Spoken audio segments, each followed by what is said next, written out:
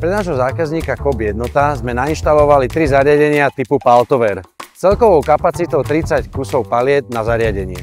Poďme sa pozrieť, ako tieto systémy fungujú. V našich zariadeniach Paltower môže byť uskladnených až 30 paliet, ktoré sú automaticky pripravované na odobratie.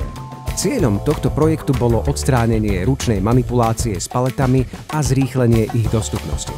Pred nainštalovaním našich Paltoverov si musela obsluha po vystúpení z vozíka ručne stiahnuť paletu na zem a následne si ju odobrať.